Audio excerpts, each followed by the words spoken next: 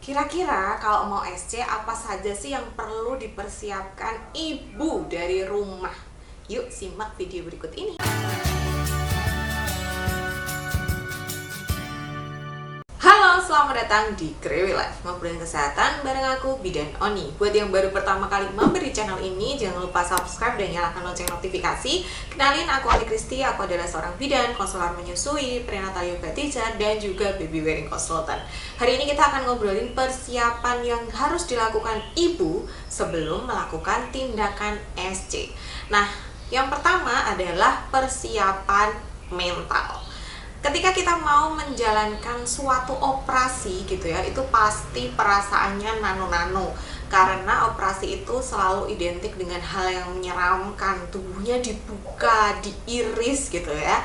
Apalagi kalau misalnya kita nonton atau mendengarkan testimoni-testimoni orang, itu yang biasanya nggak selalu menyenangkan gitu. Jadi orang itu kan beda-beda ya, dan yang namanya pengalaman itu kan sangat subjektif.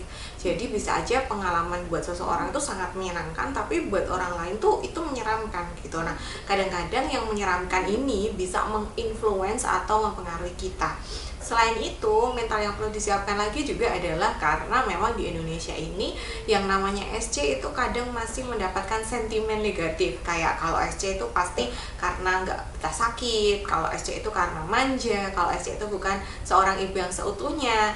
Dan kita juga sebagai seorang ibu atau calon ibu itu kan pengennya ya yang melahirkan tuh yang normal, lancar, tanpa gangguan gitu ya. Mungkin kita udah melakukan prenatal yoga, udah latihan nafas, pokoknya udah mempersiapkan segala sesuatunya untuk persalinan pervagina. Kok SC? Nah, itu pasti ada juga rasa kecewa, rasa sedih, denial gitu. Maka yang pertama harus kita lakukan ketika kita mau melakukan operasi SC adalah persiapan mental. Berusaha atau mencoba untuk menerima hal ini dan segala konsekuensi yang mengikuti. Apapun proses persalinannya, baik itu sesar ataupun pervaginam, itu kan semuanya memiliki tujuan yang sama, ya enggak? Yaitu pada akhirnya itu bayi lahir sehat selamat, ibunya juga sehat. Nah, yang kedua adalah silahkan untuk menghilangkan kuteks, cat kuku gitu ya, baik itu yang di tangan maupun di kaki.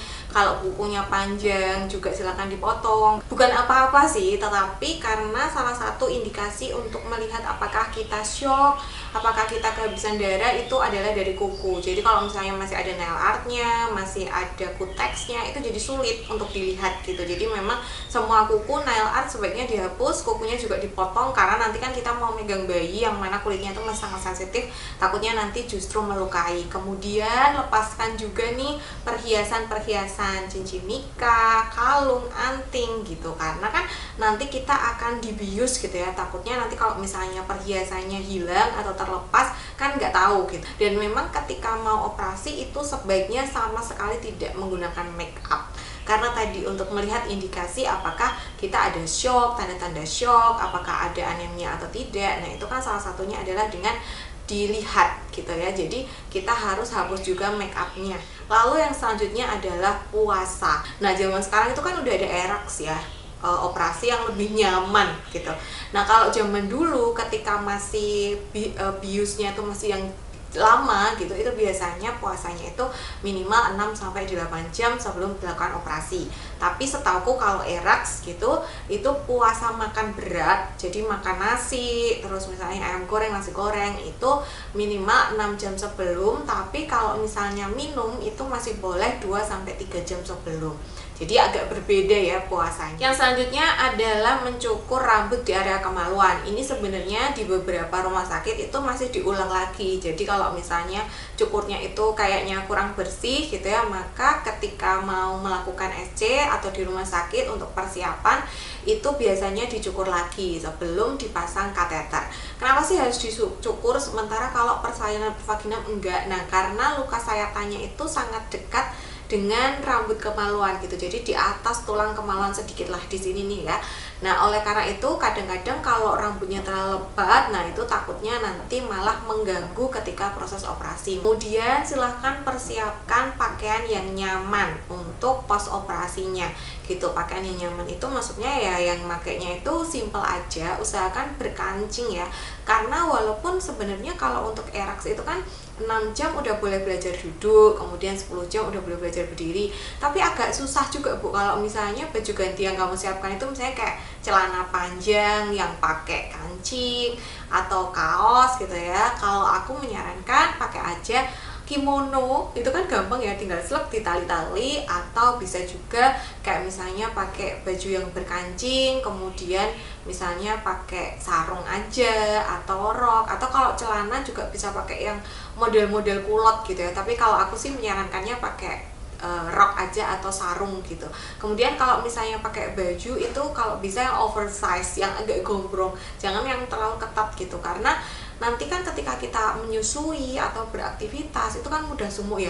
Itu lebih nyaman kalau kalian pakai baju yang gombrong-gombrong kayak model piyama gitu ya, bahannya rayon gitu, jadi lebih enak. Walaupun memang sebagian rumah sakit atau tempat melahirkan itu mereka menyediakan baju yang bisa dipakai kita setelah pos operasi.